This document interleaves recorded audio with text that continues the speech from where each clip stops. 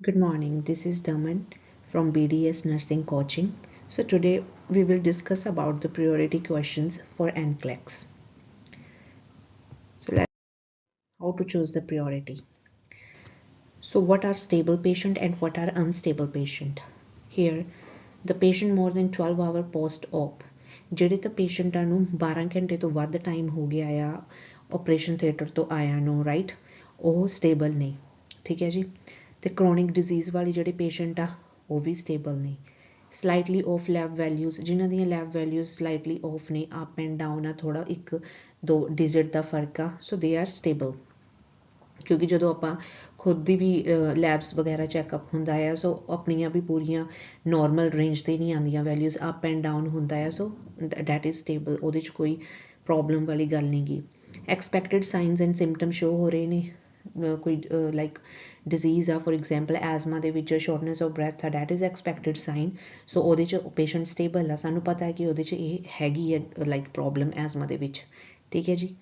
Local ਔਰ spinal anaesthesia ਕਿਸੇ patient ਨੂੰ ਲੋਕਲ ਜਾਂ ਫਿਰ ਸਪਾਈਨ ਦੇ ਵਿੱਚ ਐਨਸਥੀਸੀਆ ਦਿੱਤਾ ਡੈਟ ਇਜ਼ ਆਲਸੋ ਸਟੇਬਲ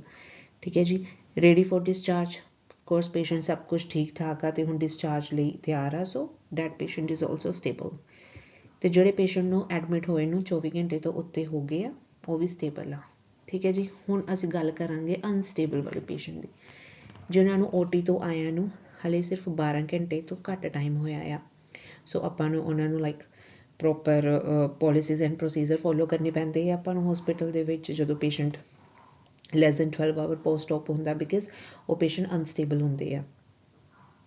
ਕਿਸੇ ਕੋਈ ਪੇਸ਼ੈਂਟ ਨੂੰ ਐਕਿਊਟ ਐਪੀਸੋਡ ਕੁਛ ਅਚਾਨਕ ਚੈਸਟ ਪੇਨ ਸ਼ੁਰੂ ਹੋਈ ਆ ਪੇਸ਼ੈਂਟ ਬਿਲਕੁਲ ਠੀਕ ਸੀ ਨਿਊਲੀ ਪੇਸ਼ੈਂਟ ਆਇਆ ਚੈਸਟ ਪੇਨ ਸ਼ੁਰੂ ਹੋਈ ਆ ਸੋ ਹਲੇ ਤਾਂ ਉਹਨੂੰ ਚੈਸਟ ਪੇਨ ਹੀ ਹੋ ਰਹੀ ਆ ਐਕਿਊਟ ਐਪੀਸੋਡ ਸ਼ੋ ਹੋ ਰਿਹਾ ਬਟ ਚੈਸਟ ਪੇਨ ਤੋਂ ਅੱਗੇ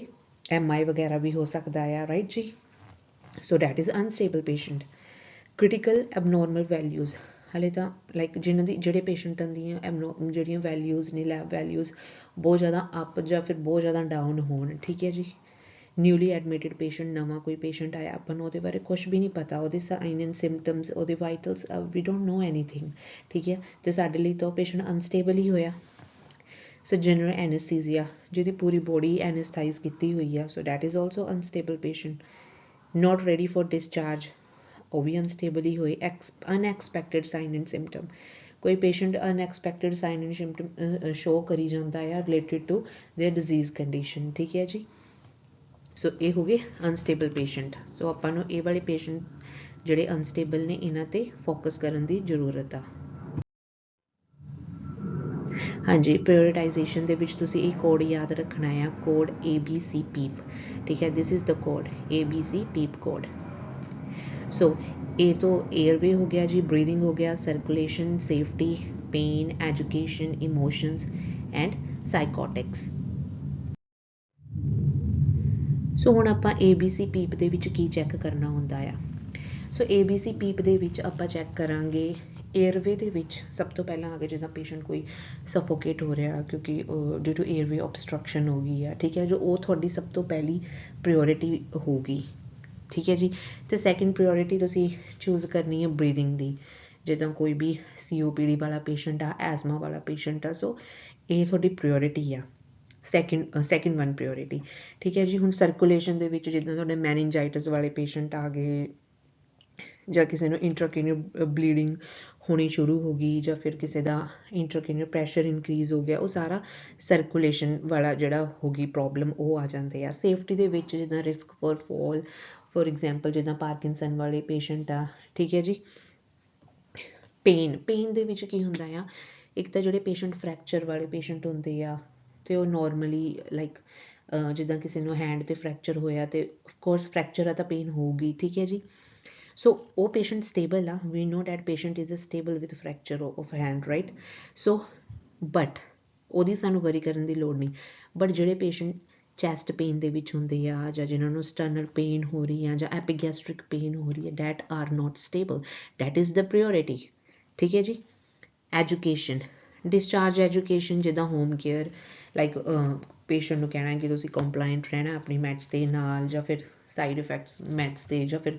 ਉਹ ਡਿਜ਼ੀਜ਼ ਦੇ ਕੰਪਲੀਕੇਸ਼ਨਸ ਜਾਂ ਮੈਡੀਕੇਸ਼ਨਸ ਦੀ ਸਾਈਡ ਇਫੈਕਟ ਬਾਰੇ ਦੱਸਣਾ ਕਿ you have to contact the doctor, ਠੀਕ ਹੈ, ਜੇ ਤੈਨੂੰ ਇੱਦਾਂ ਸਾਈਡ ਇਫੈਕਟ ਸ਼ੋ ਹੋਈ। ਸੋ ਇਹ ਜਿਹੜੀ ਐਜੂਕੇਸ਼ਨ ਆ,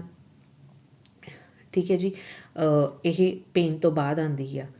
ਦੈਨ ਇਮੋਸ਼ਨਸ ਦੇ ਵਿੱਚ ਜਿੱਦਾਂ ਕੋਈ ਸੈਡ ਪੇਸ਼ੈਂਟ ਆ, ਬੁਲੀਮੀਆ ਨਰਵੋਜ਼ਾ ਵਾਲਾ ਪੇਸ਼ੈਂਟ ਹੋ ਗਿਆ, ਉਹ ਆਪਣੀ ਬੋਡੀ ਇਮੇਜ ਦੇ ਨਾਲ ਸੈਟਿਸਫਾਈ ਨਹੀਂ ਗਾ, ਠੀਕ ਹੈ ਜੀ। ਸੋ ਉਹ ਵਾਲੇ ਪੇਸ਼ੈਂਟ ਆ ਜਾਂਦੇ ਆ। ਫੋਰ ਐਗਜ਼ਾਮਪਲ, ਹੁਣ ਜਿੱਦਾਂ ਕੋਈ ਪੇਸ਼ੈਂਟ ਆ ਡਿਸਚਾਰਜ ਹੋ ਰਿਹਾ ਆ, ਅਤੇ ਇੱਕ ਦੂਜਾ ਪੇਸ਼ੈਂਟ ਆ ਇਮੋਸ਼ਨਸ ਵਾਲਾ, ਫੋਰ ਐਗਜ਼ਾਮਪਲ ਬੁਲੀਮੀਆ ਨਰਵੋਜ਼ਾ ਵਾਲਾ ਹੀ ਪੇਸ਼ੈਂਟ ਲੈ ਲਓ,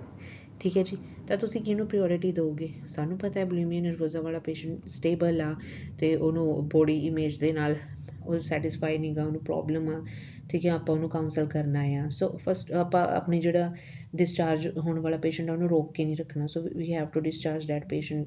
ਠੀਕ ਹੈ, ਫਸਟ। ਓਕੇ ਜੀ, ਕਿਉਂਕਿ ਬੁਲੀਮੀਆ ਨਰਵੋਜ਼ਾ ਵਾਲਾ ਪੇਸ਼ੈਂਟ ਹਲੇ ਸਾਡੇ ਲਈ ਪ੍ਰਿਓਰਿਟੀ ਨਹੀਂ ਗਾ।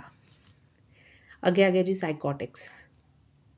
ਜਿੱਦਾਂ ਐਨਜ਼ਾਈਟੀ ਵਗੈਰਾ ਹੋ ਗਈ, ਪੇਸ਼ੈਂਟ ਐਂਕਸ਼ੀਅਸ ਆ, ਠੀਕ, ਬਟ ਸਟੇਬਲ ਆ, ਠੀਕ ਹੈ ਜੀ, ਉਹ ਤਾਂ ਚਲੋ ਠੀਕ ਆ। ਬਟ ਕਿਸੇ ਨੂੰ ਮੇਜਰ ਡਿਪਰੈਸ਼ਨ ਆ ਜਾਂ ਫਿਰ ਕੋਈ ਕਿਸੇ ਨੂੰ ਸੁਸਾਈਡਲ ਥੋਟਸ ਆ ਰਹੀਆਂ,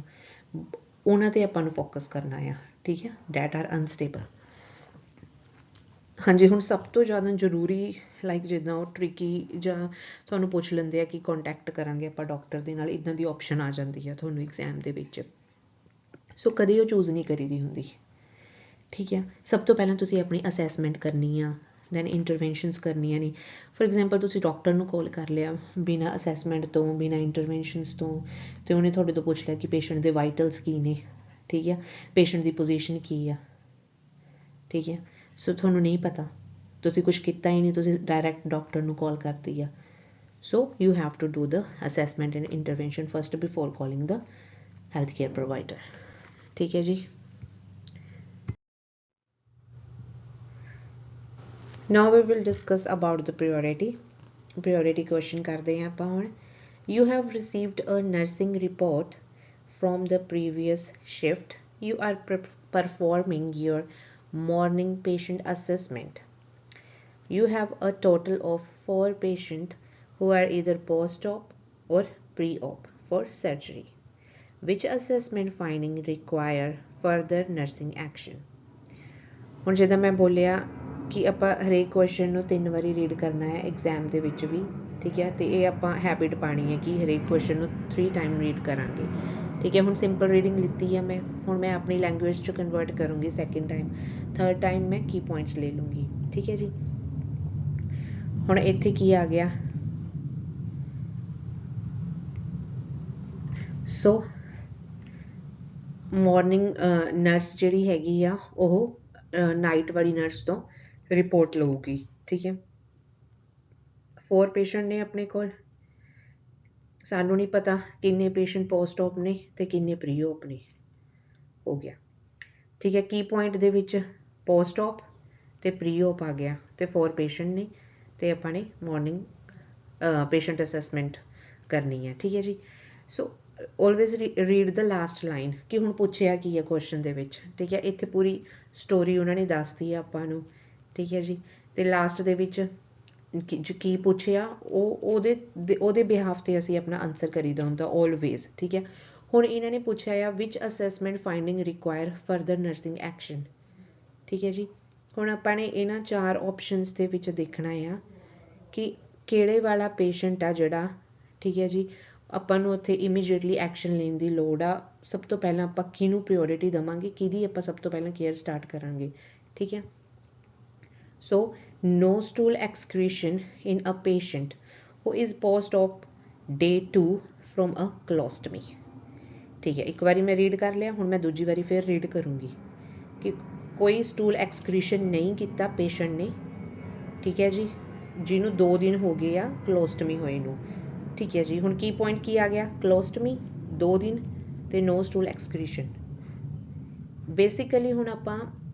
ਦੇਖਾਂਗੇ ਜਿਹੜੇ ਆਪਣੇ ਪਿੱਛੇ ਕੀ ਪੁਆਇੰਟਸ ਆਪਾਂ ਨੇ ਲਰਨ ਕੀਤੇ ਸੀਗੇ ਸਟੇਬਲ ਔਰ ਅਨਸਟੇਬਲ ਵਾਲੇ, ਜਿਹੜੇ ਆਪਾਂ ਕੋਡਸ ਯਾਦ ਕੀਤੇ ਆ। ਸੋ ਉਹਦੇ ਅਕੋਰਡਿੰਗਲੀ ਇਹ ਪੇਸ਼ੈਂਟ ਸਟੇਬਲ ਆ ਕਿਉਂਕਿ ਇਹਨੂੰ ਆਲਰੇਡੀ 2 ਦਿਨ ਹੋ ਗਏ ਆ ਇਹਦੀ ਕਲੋਸਟਮੀ ਪ੍ਰੋਸੀਜਰ ਹੋਏ ਨੂੰ, ਠੀਕ ਹੈ। ਸੋ 50-50 ਹੋ ਗਿਆ ਆਪਾਂ ਨੂੰ ਇਹ। ਅਤੇ ਹੁਣ ਆਪਾਂ ਦੇਖਾਂਗੇ ਕਿ ਜਿਹੜਾ ਕਲੋਸਟਮੀ ਵਾਲਾ ਪੇਸ਼ੈਂਟ ਆ as a nursing knowledge use ਕਰੀਏ ਤਾਂ ਉਹ 'ਚ ਆਪਾਂ ਦੇਖਦੇ ਆ ਕਿ ਉਹਨੂੰ 3 to 4 ਡੇਜ਼ ਐਟਲੀਸਟ ਲੱਗ ਜਾਂਦੇ ਆ ਉਹਦੀ ਸਟੂਲ ਐਕਸਕ੍ਰੀਟ ਹੋਣ 'ਚ, ਕਲੋਸਟਮੀ ਵਰਕ ਕਰਨ 'ਚ। ਸੋ ਜਿਹੜਾ ਇਹ ਪੇਸ਼ੈਂਟ ਹੈ ਇਹ ਸਟੇਬਲ ਆ, ਠੀਕ ਹੈ ਜੀ। ਸੋ ਦਿਸ ਆਪਸ਼ਨ ਇਜ਼ ਕੈਂਸਲਡ। ਹੁਣ second option, shoulder pain in patient who is post of day 1, ਠੀਕ ਹੈ ਜੀ। ਹੁਣ ਇਹਨੂੰ 1 ਦਿਨ ਪੂਰਾ ਹੋ ਗਿਆ ਆ, ਇਹਨੂੰ ਸ਼ੋਲਡਰ ਪੇਨ ਹੋ ਰਹੀ ਆ ਫਰੋਮ ਅ ਲੈਪਰੋਸਕੋਪਿਕ ਕੋਲੀਸਿਸਟੈਕਟਮੀ, ਠੀਕ ਹੈ। ਇਹਦੀ ਕੋਲੀਸਿਸਟੈਕਟਮੀ ਹੋਈ ਹੈ ਅਤੇ ਲੈਪਰੋਸਕੋਪਿਕ ਪ੍ਰੋਸੀਜਰ ਡਨ ਕੀਤਾ ਆ, ਆਪਾਂ ਕੋਲੀਸਿਸਟੈਕਟਮੀ ਕੀਤੀ ਹੈ ਇਹਦੀ। ਸੋ ਕੋਲੀਸਿਸਟੈਕਟਮੀ ਸਭ ਤੋਂ ਪਹਿਲਾਂ ਆਪਾਂ ਨੂੰ ਪਤਾ ਹੋਣੀ ਚਾਹੀਦੀ ਆ ਕੀ ਪੁਆਇੰਟ ਕੋਲੀਸਿਸਟੈਕਟਮੀ ਆ, ਲੈਪਰੋਸਕੋਪਿਕ ਆ, ਸ਼ੋਲਡਰ ਪੇਨ ਹੋ ਰਹੀ ਆ ਐਂਡ ਪੋਸਟ ਆਫ ਡੇ 1 ਹੋ ਚੁੱਕਿਆ ਆ, ਰਾਈਟ, ਪੂਰਾ 1 ਦਿਨ। ਸੋ ਹੁਣ ਆਪਾਂ ਨੂੰ ਪਤਾ ਹੋਣਾ ਚਾਹੀਦਾ ਕਿ ਕੋਲੀਸਿਸਟੈਕਟਮੀ ਕੀ ਆ, ਠੀਕ ਹੈ। ਗੋਲ ਬਲੈਡਰ ਨੂੰ ਰਿਮੂਵ ਕੀਤਾ ਆ ਲੈਪਰੋਸਕੋਪਿਕ ਪ੍ਰੋਸੀਜਰ ਦੇ ਨਾਲ, ਠੀਕ ਹੈ। ਲੈਪਰੋਸਕੋਪਿਕ ਪ੍ਰੋਸੀਜਰ ਕੀ ਹੁੰਦਾ ਆ, ਸਾਨੂੰ ਥੋੜ੍ਹਾ ਬਹੁਤਾ ਇਹਦੇ ਬਾਰੇ ਪਤਾ ਹੋਣਾ ਚਾਹੀਦਾ ਆ,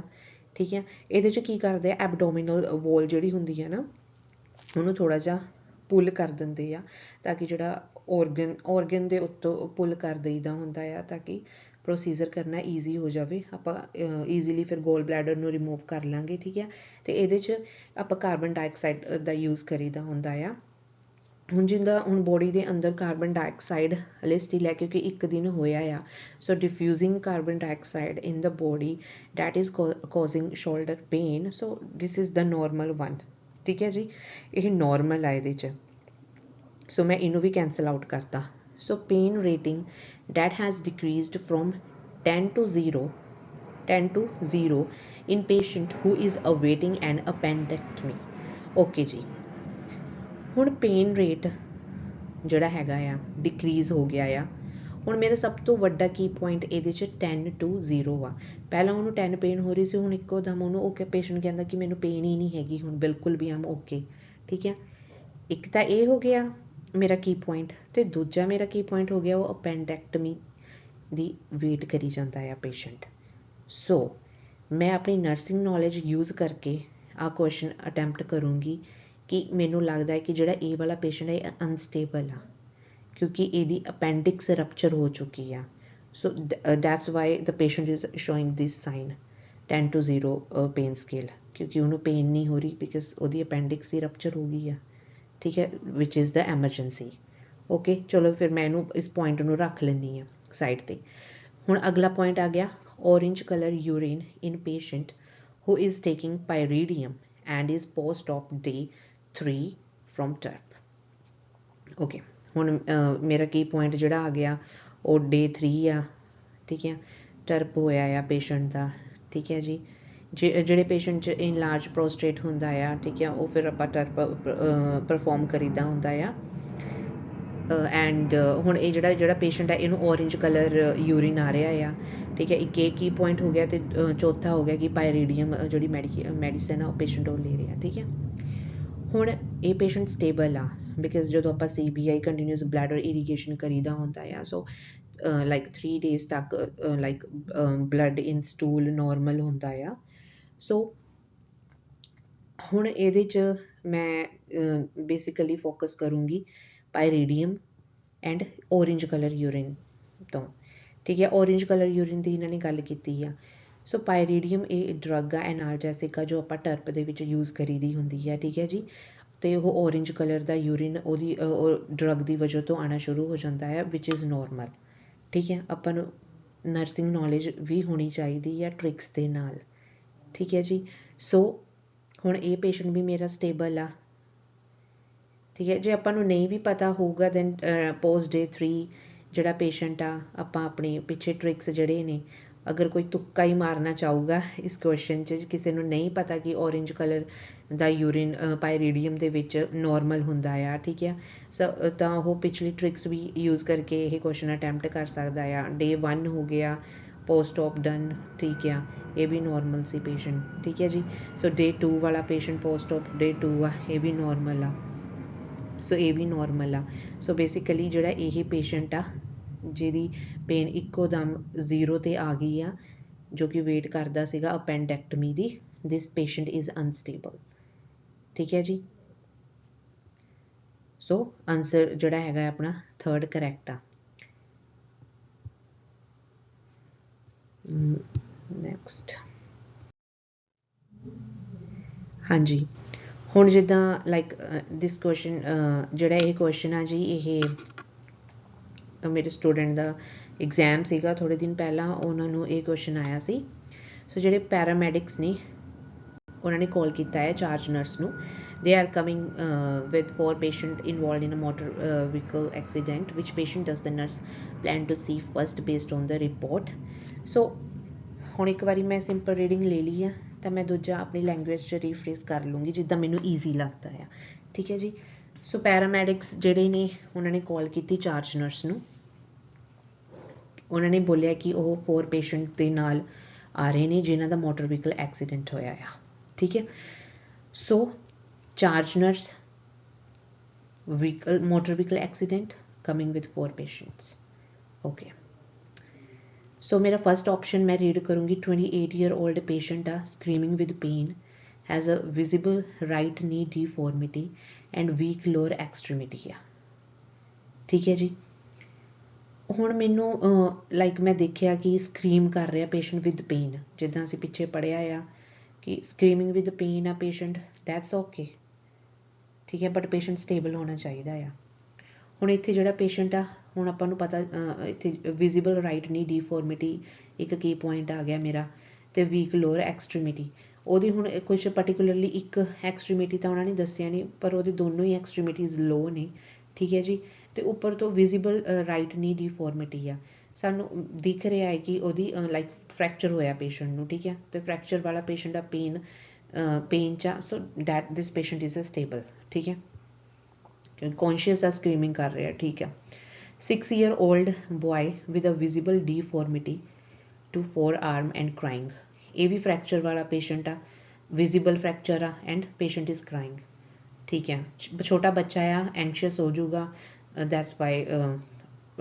patient is crying it's okay ठीक है ये भी अपना नॉर्मल हो गया 22-year-old female who is responsive to painful stimuli, pulse rate 118 beats per minute with no visible trauma or injuries. ਹੁਣ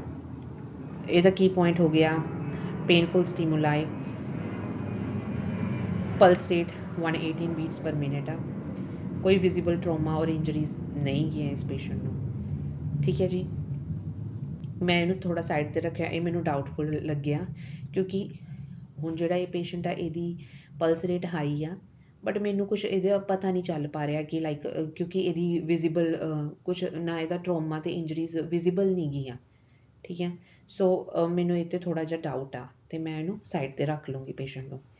8-year-old girl with a cut on forehead crying intensively with a pulse rate of 128 beats per minute okay ਇੱਕ ਵਾਰੀ ਮੈਂ simple reading ਲਿੱਤੀ 8 ਸਾਲਾਂ ਦਾ ਬੱਚਾ ਆ ਉਹਦੇ forehead ਦੇ ਉੱਤੇ ਕੱਟ ਲੱਗਿਆ ਆ ਜੋ ਕਿ ਮੈਨੂੰ ਵਿਜ਼ੀਬਲ ਆ